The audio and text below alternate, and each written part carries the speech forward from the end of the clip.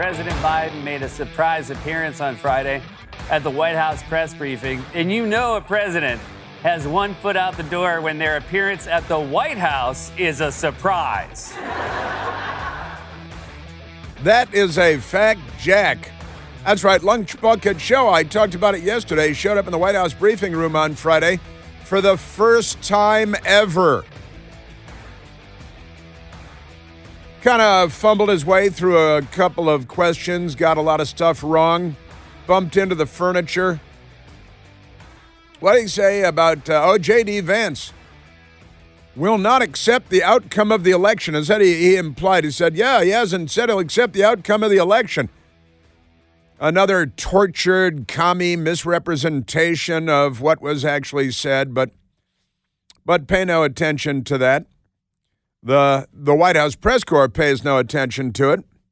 So why should anyone else? Well, happy Tuesday and welcome back. Crazy story that popped up. My friend Vinny D in Chicago sent me a fun story this morning from National Panhandler Radio. And they've got a big idea at NPR, suckling on the taxpayer teat as they do. And the big idea is basically communism. I think it's communism.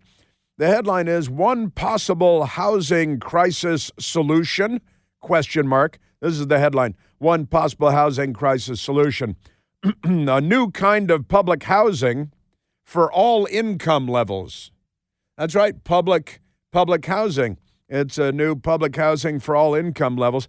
And that's what National Panhandler Radio is selling.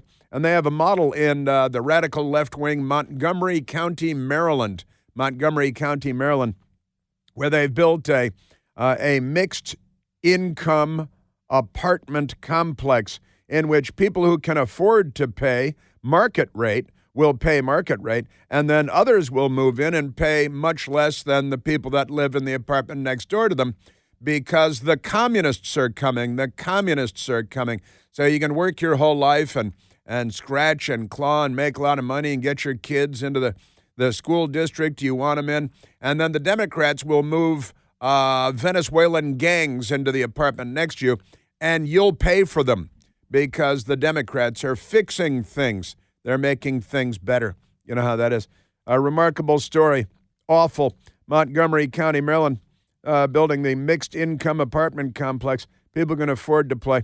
Cities and states nationwide are taking up the idea where there are communists in charge. This is a great idea. We should first move the elected Democrats into the mixed units. And, speaking of mixed thing, you see Andrea Mitchell on Sunday.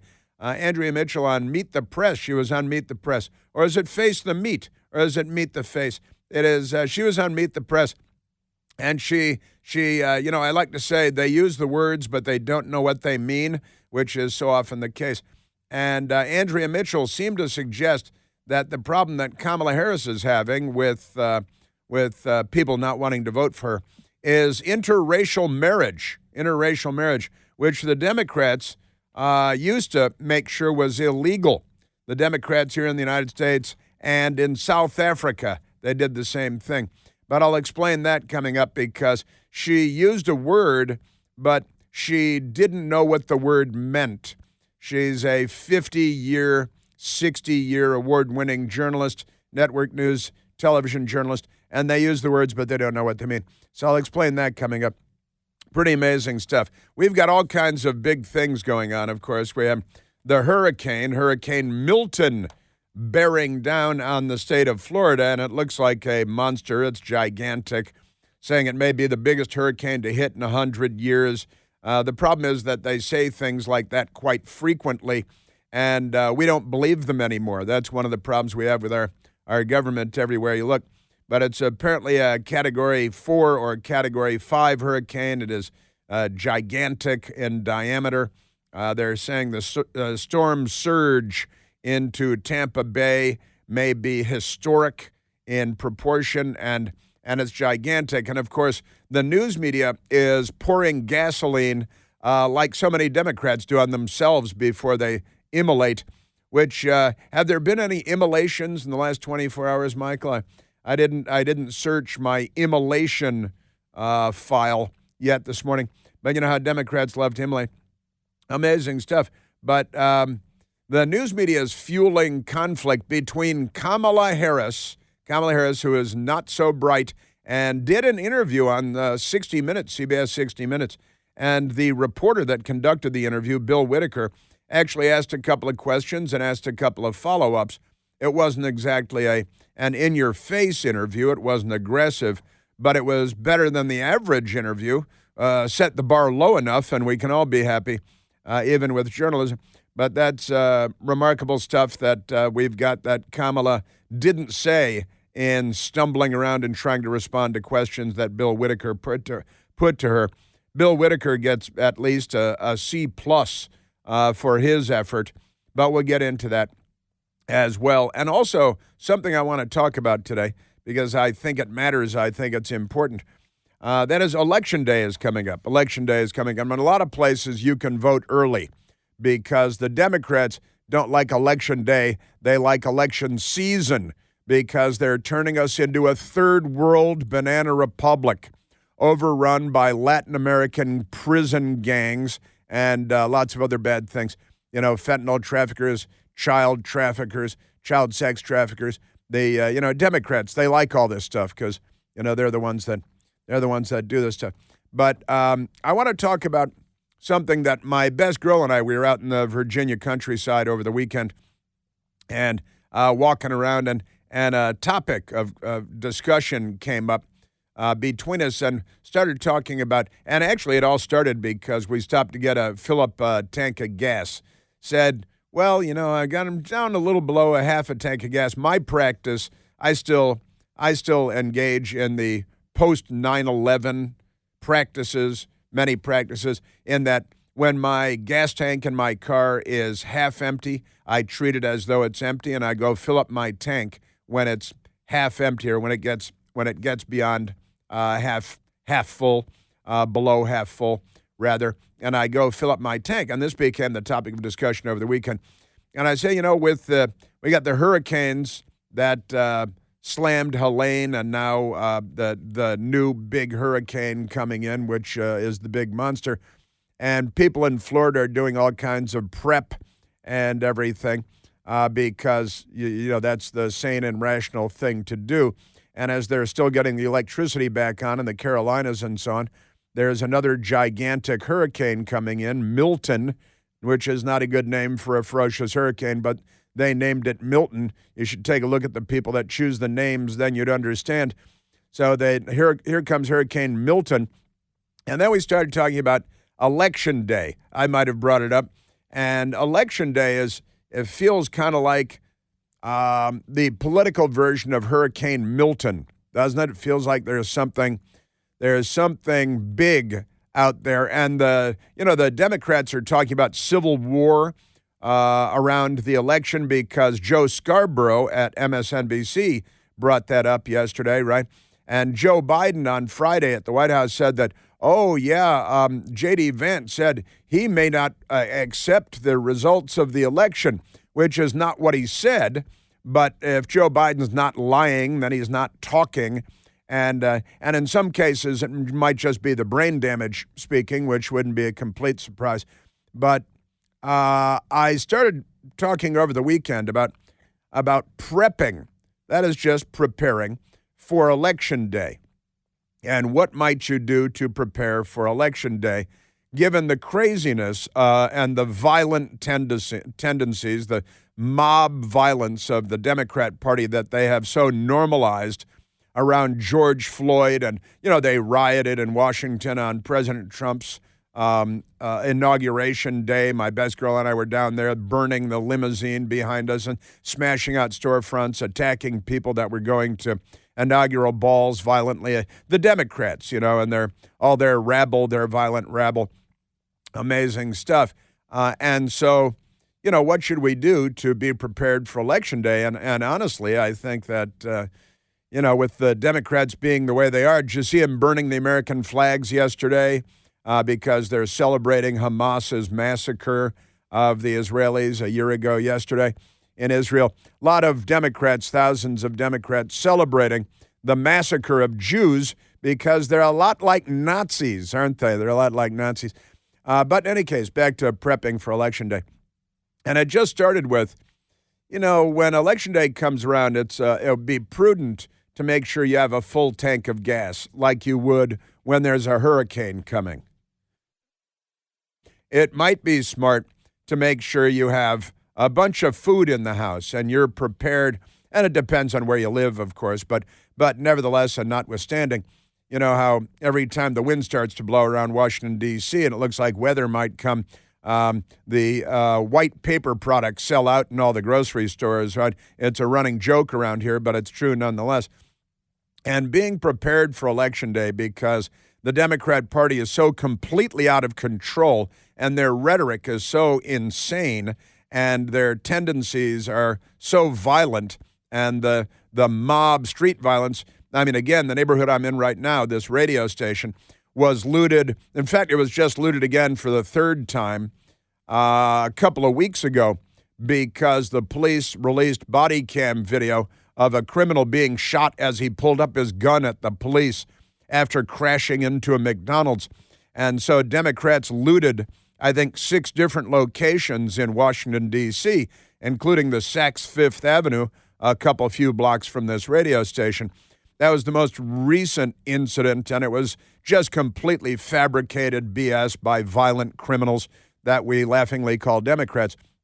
But when it comes to Election Day, let's say President Trump wins very handily, and on Election Day, there's no denying it because he wins the Electoral College, boom, boom, boom, boom, boom, boom, boom. And even NBC fake news has to admit it. Wow, Trump won. What will the response be from the violent criminal rabble that are the Democrat Party, or that is the Democrat Party, if you prefer? But the members of the Democrat Party, with all of their current pattern of behavior, and with the history of the Democrat Party over the last handful of years, honestly, it's just prudent, I think. My best girl and I, anyway, had this discussion over the weekend. Prudent, I think, to be prepared for anarchy, because I'm hopeful that President Trump will win the presidential election and that Kamala Harris, who's un-American and anti-American and racist and as smart as like a Schwinn bike I once had. Actually, the Schwinn bike was probably a bit smarter. The Cherry Crate, you have the Cherry Crate because that was a good one. That was a smart bike, but not a smart one. And we're in a danger zone. These people want to take away our free speech rights. They want to take away so much. They call everything misinformation. In fact, cringe at the White House briefing when Peter Doocy of the Fox News Channel asked a question about funding going to Lebanon, but not to North Carolina. Cringe whipped out the misinformation card, which the news media was doing all day yesterday. We played a couple of different audio sound bites of, and Hillary Clinton issued the word, oh no, we have to crush misinformation. And then anything they don't want to hear, they label as misinformation.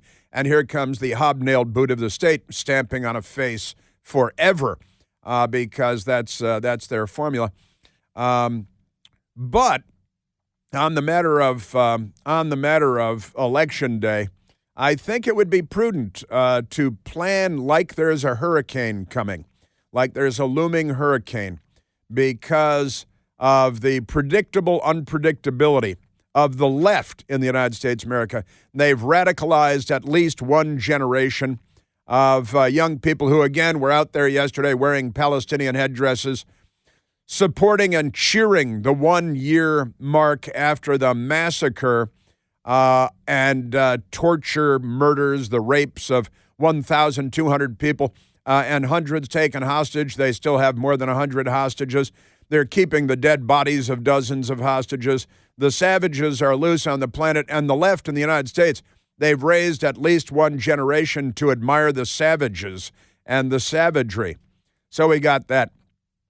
Also, Kamala Harris on 60 Minutes. Yeah, she's got a Glock. She's got a Glock, and then she cackles. She had no, oh yeah, I shoot it all the time. And then Doug Emhoff and Kamala, they showed how good they are with shovels. It turns out Kamala's never even seen anybody use a shovel before. They planted a tree to mark the massacre of the Jews at the vice president's residence.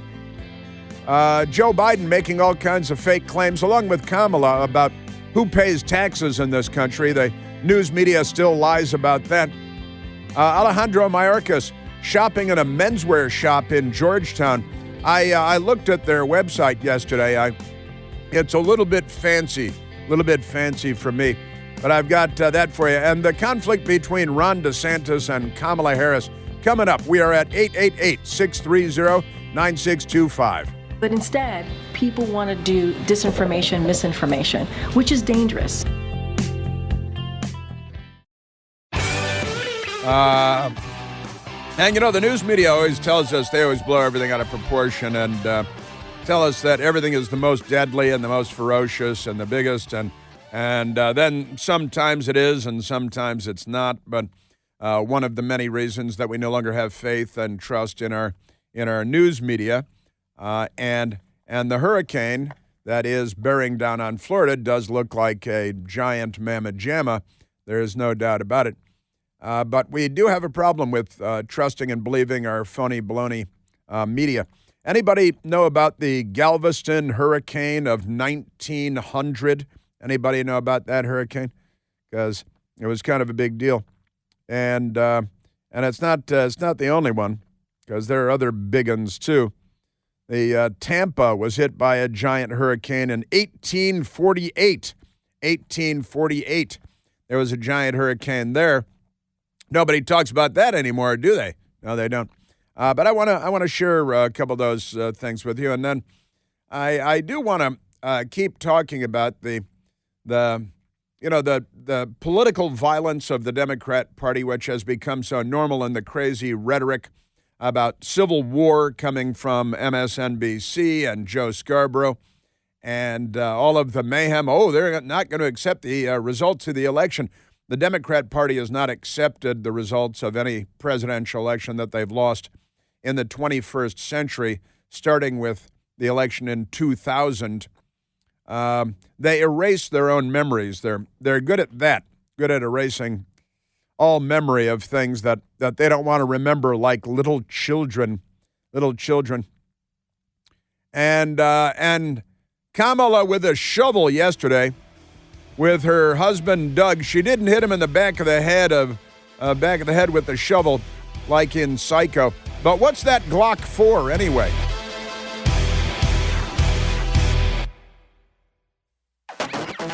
Ah, yes. We are back. Yeah, I want to share stories of a couple of American hurricanes in history to try to put into context what now is all climate change and global warming, because the Democrats have politicized the weather, the climate, and then they'll argue about and scream at you and become hysterical, and their eyes will bug out of their heads over whether you're talking about the climate or the weather or the climate. Take your pills, guys, okay? Honestly. We need you to take your pills. We honestly do. And come election day, psychologically prepare yourselves for losing to Donald Trump, because this very well might happen. And if it does, we'd prefer that you not kill people and burn things, if that's not too much to ask. Just saying. Womp, womp, womp. Let's go to the telephone. Take a phone before I get to the hurricanes, and we've got this back and forth between Governor DeSantis in Florida and Kamala Harris and the fakes at NBC News that yesterday they were the ones telling us about the civil war that's coming on MSDNC with Mo Yarbrough, Joe Scarborough, and a semi-inflatable flotation device of a third wife. Remarkable. But right now, let's go to the telephones. Let's go to Chris, calling from Marshall, Virginia. Christopher, you're on the Chris Plante Show. Well, good morning, sir. How are you doing today? Very well, thank you. You're speaking on a topic that's very dear to my heart. In very brief synopsis, I spent the better part of 20 years living in a remote parts of the Bahamas, off-grid, generated my own power, was my own infrastructure. when I come back here to Virginia, when my wife and I would speak to people about being ready for things, we noticed that when we talked about prepping, they get a little glassy-eyed. And so we created a concept or a philosophy known as mindful readiness. And it's kind of like Prepper Light. What kinds of fuel to store, what things store well for long term, what kinds of, protection to keep, all kinds of things like that. And we call it mindful readiness rather than prepping. Uh-huh. Well, that's good, but it's the same concept. You want to be aware of the environment around you. You want to look down the road and not just think one tick ahead, but 5 ticks ahead. And yes, sir, an enormous amount of of situational awareness. That's right. And we're at AmericanLifeAndLiberty.com, and we talk quite a bit about how to be ready for things and what to buy in bulk that makes sense and what doesn't work. I like it. Give me what's it called again? AmericanLifeAndLiberty.com, and our philosophy, I coined the phrase mindful readiness as opposed to prepping. There's a lot of people that they get a little glassy-eyed and they think you're a little weird when you talk about prepping. Yeah. But, talking about, and so this is an entire lifestyle. As much as anybody can afford, we encourage people to be aware of, what kind of fuel do you want to consider? Do you have a car that'll run in the event of a grid interruption? Do you have any kinds of fuel stored at your house? Is it gas or propane or diesel, and the advantages of those, and the pros and cons, the real world practical benefits or disadvantages of solar or wind power, things like that. There are some really good things about those things, but there's an enormous amount of misinformation, if I can use that term. That's funny. That's funny. There's a lot of people that have their own agenda when they talk about solar or even that's right. generators. Yeah, I've noticed that too. And, one of the things that we learned with this hurricane that just hit the Carolinas and so on is the electricity went out for millions of people. And if you have a Tesla, if you have an electric car, a plug-in car, that could become a problem in short order. If your street is blocked and your electricity's out, how long is your car good to go? That might not be the smartest thing to invest in an electric car in certain areas where you're likely to have hurricanes or power outages, and that's something to think about. And I think, some people that are still without electricity, and I mean not 12 people, but many, many thousands and tens of thousands of people. Last time I looked at it, are still without electricity. So your electric vehicle is not the best decision when you're in a situation like this. Now, I mean, look, Chris, I'm going to look at your website, and you're right about situational awareness. It's an important term that people should be familiar with, situational awareness. But you do have to, because things have gotten weird in the United States, right? And you're right about this whole prepper thing. However, I like to share with people when this comes up. If you're familiar with Ted Koppel, the award-winning journalist from ABC News. America Held Hostage, Nightline, and all that stuff.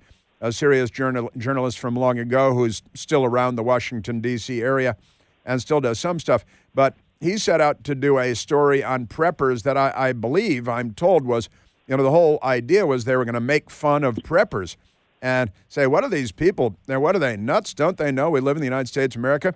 And by the time he was done working on it, Ted Koppel had become a prepper. And he wrote a book that you're probably familiar with, Chris, called Lights Out. And it's about the vulnerabilities of the electrical grid in the United States and how it could be knocked out by accident, by incident, or on purpose, from sabotaging the United States to hacking from overseas, and knock out the electricity up and down the East Coast for a month and watch all of civilization fall apart here. So Ted Koppel had his eyes opened, didn't he, when it comes to the vulnerabilities that are real. It's not paranoid. It's very practical. And again, it may not even be political. It may not be a hostile foreign actor. It may be natural or incidental. But you should be aware of these possibilities. And have I said anything that's wrong, Chris? No, absolutely. I'd like to augment also that the great Thomas Massey is a font of wonderful information about living off grid, and there are some books called the 1 Second After series about the whole EMP issue. But I caution people along the same lines of mindful readiness and not the end of the world as we know it, your hair on fire. There are different levels of concern to focus on. I mean, if your issue is you want to be sure you're safe for a 3-day snow power outage, that's a different level of approach than somebody that's worried about a catastrophic grid failure. Right, and right. both have merit, they both have credence and credibility. Right. But you don't want to start talking to somebody that's just worried about the snow knocking their power out, about killing their own dinner. Right. Yeah, that's right. And you threw out EMP, the electromagnetic pulse, which could be employed by a hostile foreign power, could be even theoretically from space, the Chinese, the Russians. A nuclear weapon, even a small nuclear weapon, lets out an electromagnetic pulse that can short out the entire electrical system and do irreparable damage, so it would be months before you got electricity back. I tell you, I've mentioned a couple of times, my best girl and I were out in the countryside in Virginia over the weekend, and we went to this wool festival with sheep. My best girl wanted to go to, and it was perfectly nice. And met a nice lady there who was selling wool and thing from the sheep. And she was explaining to me, we had a nice conversation. She was explaining to me that she and her sister, this nice lady, a widow, her sister divorced, they're building a house together that they've decided they're going to move into. And they have 2 wings. They each have their own wing and then a common area in the middle. And she said that they have generators and well water and solar, and they've outfitted it for essentially any eventuality. And I thought, well, that's very smart and it was a great story to hear. A very smart woman, and she was, she wasn't being radical or paranoid, just being practical. And a big part of it is, Chris, that it's part of what we've lost faith in as a civilization, as a country, is our systems, which we've taken for granted for so long. I think a lot of us no longer take for granted. That's true. They're very true, and I think that there are a lot of things about that all people can do to the degree of their ability. You don't need to think about you don't need to have to concern yourself with spending every penny you got, or building a bomb shelter or something like that. But right. I don't mean to be morbid, but how about a commonality of of calibers across your firearms? Right. So you buy one caliber that deals with, or that will feed your rifle, your pistol, etc. Right. There are things you can do that just make more economic sense to the degree of your ability. I think we all have a responsibility that has, we have been conditioned to not think about this stuff anymore. Yeah, I think you're right about that. Chris, fun call, fun in its own way, and I appreciate that. I really do, because the world is crazy as it is, and with the hurricanes, natural disasters, the presidential election coming up, Donald Trump wins. Look out for the Democrat Party to be a man-made disaster. They're already ginning up the language about civil war and about not accepting the results of the election and misrepresenting, as they always do, the other guy in the discussion. Remarkable things. And important, and you're right about having firearms, and it is smart to not have 8 different calibers of firearms. If you can, maybe have one for a rifle, like your AR-15, and one for a pistol, whether it's a 9mm or 45 caliber. So now, on the other hand, if you have options there, then your neighbors might be able to help you out without having the same things. But that's not important right now.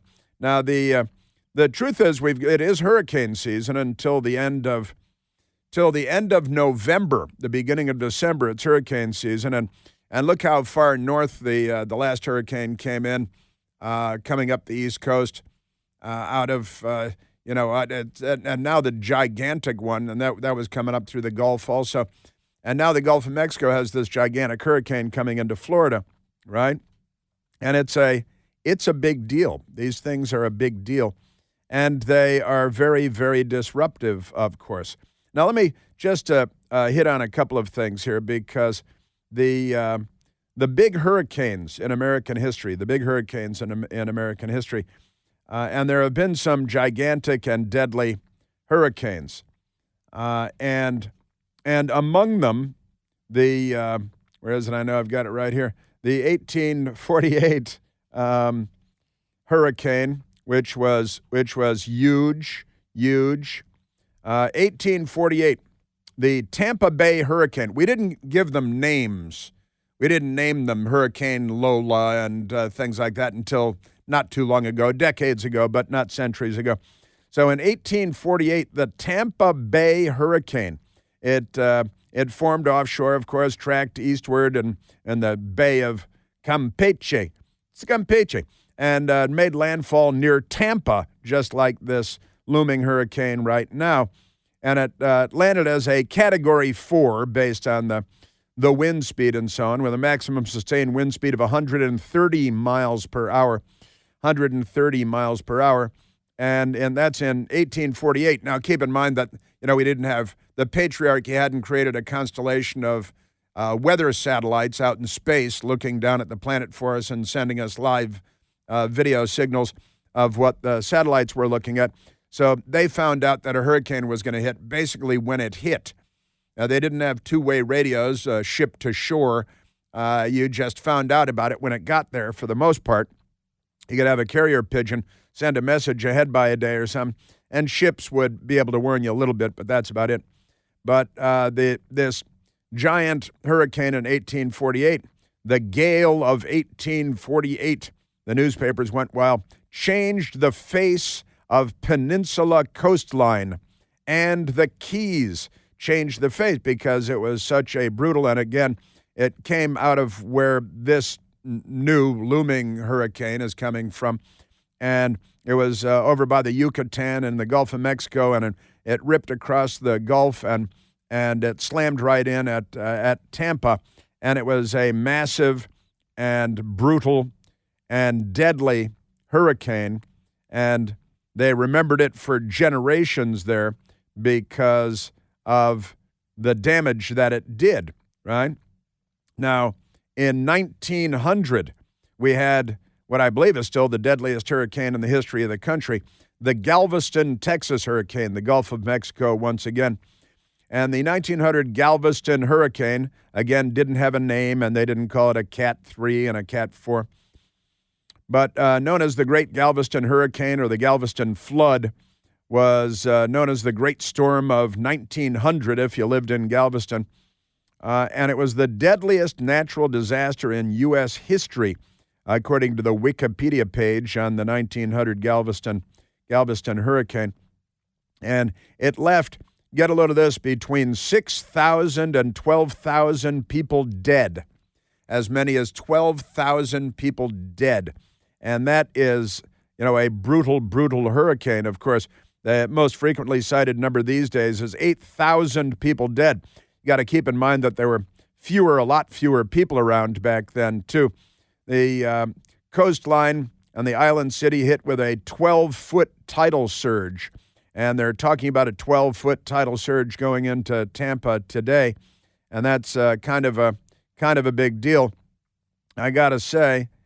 And then there was the Long Island Express in 1938, which was another gigantic hurricane. It hit New York all the way up there. And that produced, I believe it produced the highest wind speed we've ever had in the history of the United States. And it was brutal, and tens of thousands of homes were wiped out, thousands of people.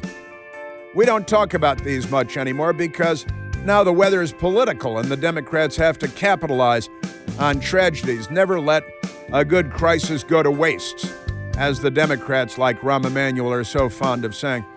We are at 888-630-9625, Kamala and Joe Biden, and a lot more coming up.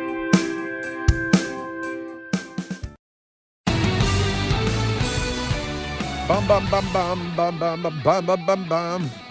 Yeah, this Long Island Express storm in 1938 destroyed or at least damaged more than 57,000 homes. Crazy wind speeds, 160 miles an hour, and all kinds of madness. 682 people to 800 people killed in this 1938 hurricane, again, up in New York. So this is not in the Bahamas. And Chris from Marshall, Virginia, had a lot of fun stuff to say, living in the Bahamas. Bahamas, right? And, living off the grid, figuring out all this stuff, bringing it back, and applying what he learned. Great stuff. Great stuff. All right, we do have a great many things to get to. Kamala on her 60 Minutes interview, where a few questions were asked and not really answered, but we have that. The news media picked a fight between Ron DeSantis and Kamala Harris. Kamala Harris is an idiot, and she fell into it. Ron DeSantis responded. I have that for you. And womp. And I'm looking at the the clock, and I think it's too late to do justice to our callers, to our listeners who have called in. So I'll wait until after the top of the hour before we go to calls, so I don't have to cut anyone off. But we do have this big hurricane going on. Also, the Washington Times with their lead story today. Venezuelan prison gang fuels violence across U.S. Leaders elude efforts to be brought to justice. And I'll share that with you because that's kind of important too, isn't it? Yes, it is. And the Democrats out in the street rioting a bit in favor of Hamas and against the Jews. The Democrats, they don't like the Jews. Better look out. Remember, they set up those camps for the Japanese, the Democrats did.